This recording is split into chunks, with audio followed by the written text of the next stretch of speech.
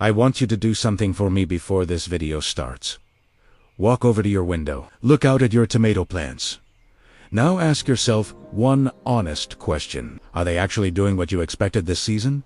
Or are you quietly disappointed again? Because I'll tell you something, if you've been gardening for more than 2 or 3 years, you know the pattern. Spring shows up. The plants look incredible. The flowers come in. You think this is finally the year. And then July hits, the leaves yellow from the bottom. The fruit drops before it sets. Half the harvest you thought you'd get just disappears. Most folks blame the weather, or the seeds, or bad luck. It's none of those things. It's 5 specific mistakes, every one of them invisible, every one of them happening right now, in your garden, while you're standing there watering and thinking everything. He's fine. The worst part, everyone looks like normal gardening. That's why nobody catches them. I'm going to walk you through all 5, and I'm going to show you a fix that costs about $2 and stops every one of them at the source. Not next year, today. Let's get into it. Mistake 1. You're building a ladder for disease to climb. Take a close look at the bottom of your tomato plant. Those low leaves sitting 6 inches off the ground. You probably never paid much attention to them. Most people don't. They look harmless. They're not. They're the front door for almost every disease that's going to take your plant down the summer. Here's what's actually happening. And once you see it, you can't unsee it. Every time you water, every time it rains, water hits the bare soil around your plant. That impact launches tiny soil particles straight up into the air. And those particles carry pathogens, early blight, septoria leaf spot, the exact diseases that show up around the 4th of July and ruin everybody's tomatoes. Those particles land on the underside of your lowest leaves. The leaves stay damp. They stay shaded, perfect environment for disease to take hold. Then it climbs 1 leaf at a time, up the entire plant. By the time you notice the yellow spots, it's already 3 feet up the vine. The fix takes you 90 seconds. Grab your pruners, walk out to your garden, cut off every single leaf below your first flower cluster. All of them. Don't leave one. You just broke the ladder. The disease has nowhere to start. Now, there's a second piece to this that almost nobody talks about, and it's costing people half their plants every spring. When you transplant, you're supposed to strip the lower branches and bury the stem deep. That part is right. That's how you build a massive root system. But here's what nobody tells you. When you strip those branches and put the plant straight into the ground, you're burying open wounds, right into bacteria-loaded soil. The plant has 0 time to seal up. The infection starts the moment that stem hits the dirt. The fix is almost embarrassingly simple. Prune those branches 2 or 3 days before you transplant. Leave the plant in its pot. Let those cuts scab over what gardeners call calluciny. Then put it in the ground. 2 days. That's the difference between a plant that takes off and a plant that fights infection from day 1. Mistake 2. You're starving your soil while feeding your plant. Your backyard isn't a forest, and that one fact is why most home gardens slowly fall apart. In a forest, leaves drop, things decompose, nutrients cycle back, the system runs itself. Your garden does the opposite. Every tomato you pick is nutrients leaving permanently. Tomatoes are heavy feeders. They pull calcium, phosphorus, and nitrogen out of your soil at a rate that drains even good soil within a single season. And most folks are putting nothing back. Or worse, they're putting back the wrong stuff. Here's the trap with synthetic fertilizers. The blue stuff in the box from the hardware store, you mix it up.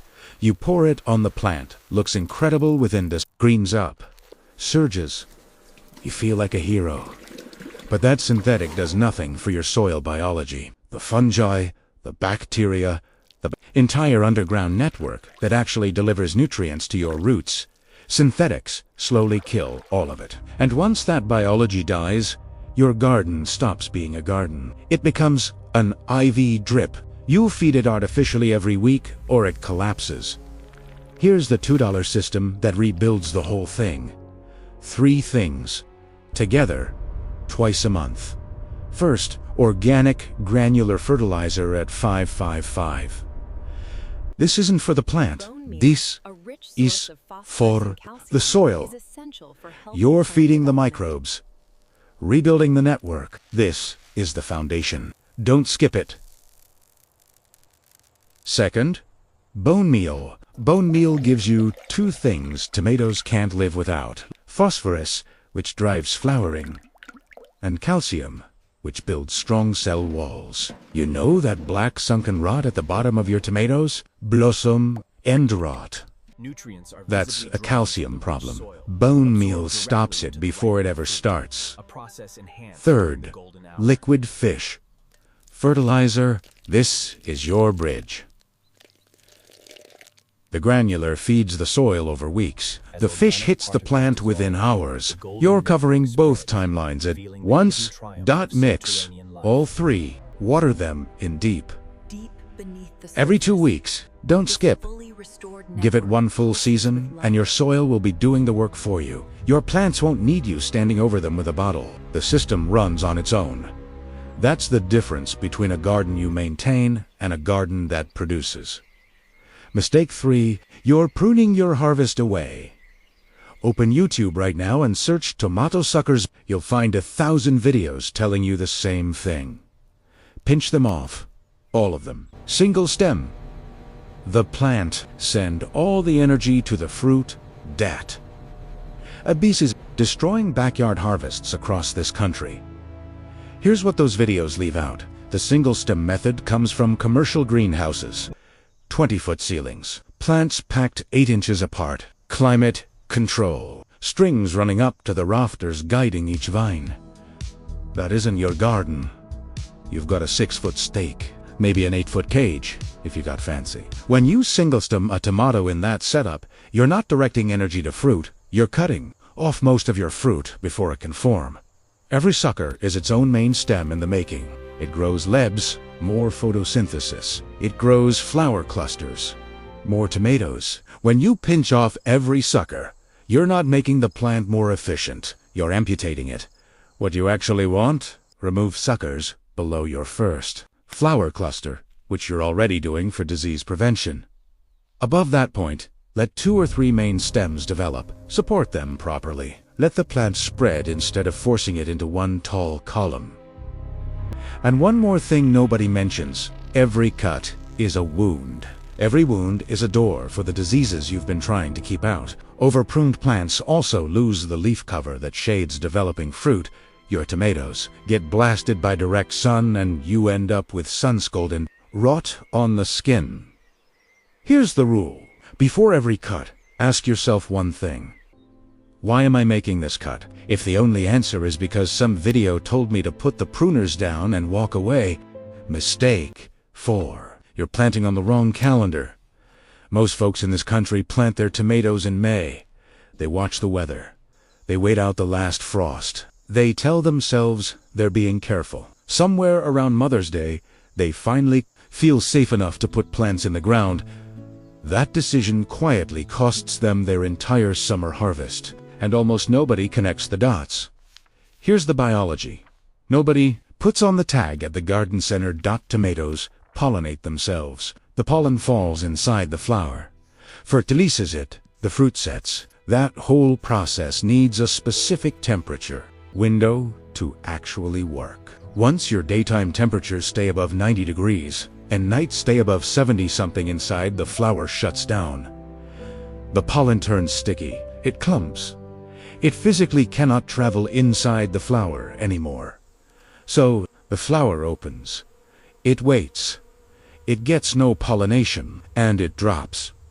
Your plant looks completely healthy. Flowers keep coming, and you keep wondering why you're getting almost no fruit out of a plant that looks beautiful. That's why, if you live anywhere from the Carolinas down through Texas, all the way out to Arizona, anywhere that hits real summer heat, and you Planted in May, here's what's going on. Your plants hit full flowering right when July temperatures kick in. 3 months of flowers dropping. 3 months of empty vines. Game over before you even knew there was a game. The fix means changing how you think about your tomato season entirely. Stop treating it like a countdown to the last frost. Start treating it like a race against the heat. Watch your soil temperature, not air temperature. The minute your soil hits 60 degrees and stays there, get those plants in the ground. If a cold snap shows up, throw a frost cloth over them. For a night? That's a one-night problem. 3 months of heat-killed pollination is not a problem you can fix once you're in it. In warm climates, your goal is fruit setting in April and early May before the heat slams the door shut. Bee time July rolls in. Your plants should be ripening fruit that was already set weeks ago. The plant isn't trying to flower in the heat. It's just finishing what it already started in the cool window. Heirloom tomatoes are the most sensitive to all this. The big beefsteaks, brandywines, Cherokee purples. They flat out stop producing in sustained heat if you've been growing heirlooms and getting inconsistent results year after year. This timing mistake is almost certainly why plant earlier. Cover for cold, win the race. Mistake 5. Full sun is quietly killing your plants. This one is going to sound completely backwards. Stay with me, because once you understand it, it changes everything. Every single tomato plant tag says full sun, 8 to 10 hours minimum. The more the better. That instruction is wrong, and it's the single biggest reason most home tomato gardens collapse before the season should be over. Let me tell you where tomatoes actually came from. Tomatoes are native to the tropics and subtropics of Central and South America. In the wild, they grew along forest floors and climbed up tree trunks. They evolved under a canopy. Filtered light, dappled shade. They are not a Fulson species. Not the way we use that term. They tolerate full sun in spring when temperatures are mild, but blast them with 10 hours of direct UV during a July heat wave, and you are putting that plant under serious physiological stress. Here's the part almost nobody understands. When a tomato plant is under UV stress, it releases stress hormones through its leaves. Aphids and spider mites can chemically detect those hormones from significant distances. They aren't randomly finding your plants. They're being chemically signaled toward them. Stressed plants are easier targets. Weaker immune response, easier to colonize. The pests show up, then the fungal and bacterial diseases follow right behind. By the middle of July, most Fulson tomatoes in this country are covered in blight. Not because blight is everywhere, because the sun broke the plant open and rolled out the welcome mat. The fix is 40% shade cloth, about $2 a square foot at any garden center. Here's exactly how to use it. Plant in full sun. In spring, the UV is lower, days are cooler. The plant needs that early intense light to establish fast and hit its first flowering cycle. Then around June 1st, or whenever your local UV starts spiking, install the shade cloth above your plants. You're not blocking light. You're filtering it. You're recreating the dappled canopy that tomatoes evolved under in the first place. The plant still gets enough light for full photosynthesis. It just stops getting the UV bombardment that breaks down its immune system. The results are not subtle. Gardeners in hot climates using 40% shade cloth are extending their harvest by 45 to 60 days. Plants that would normally be dead by end of July stay green and productive into September. Some push into October. You're not coddling the plant. You're putting it back into the environment it was built for. Now, I want you to understand something before you walk away from this video. These 5 mistakes aren't 5 separate problems with 5 separate solutions. They are one system, failing in 5 places at the same time. The disease climbs in through the low leaves and meets a plant already weak from depleted soil. The plant is stressed from UV bombardment, which already invited the pests. The pests are eating leaves. The plant needed for photosynthesis. and the plant has no canopy left because somebody pruned it down to a single stem. The flowers are dropping anyway because the timing was off and the heat is killing pollination. Fix: one in isolation and the other 4 keep pulling your plant down. Fix all 5 as a system and everything shifts at once. Sealed entry points, living soil, balanced canopy, fruit setting in the right window, UV stress eliminated before it cascades into pests and disease. That's what a garden under control actually looks like. The folks you see with backyards loaded with tomatoes, staked, heavy, producing into October, they are not gifted. They are not lucky. They stopped following the instructions on the plant tag. They started understanding the system underneath, and now you do too. One warning before you go. Don't try to do all 5 at once on a plant that's already been struggling all summer. Heavy pruning on a stressed plant in mid-July opens up more wounds than it can seal in that kind of heat. Here's how you start. This week, get bone meal and organic granular into your soil. Begin rebuilding the biology now. That's the only change you make right now. Next season, you build all 5 in from the day you transplant. From day 1, each of these makes the next one work better. By the end of next season, you're not going to recognize what your garden is producing. Before you go, do one thing for me. Walk out to your garden today. Look at your tomatoes. Honestly, look at them. Which of these 5 is happening right now? Drop the number in the comments, 1 through 5. Or all of Tim, because for most folks, it's all of them at the same time. That's how systems fail. The next video on this channel takes this 5-point system and applies it to the one crop that beats almost every backyard gardener, even the experienced ones. The crop that looks easy, starts strong, and falls apart in the exact same 5 ways every single year. If you've been losing plants without knowing why, hit subscribe right now. What's coming next is going to change how you look at every plant in your yard.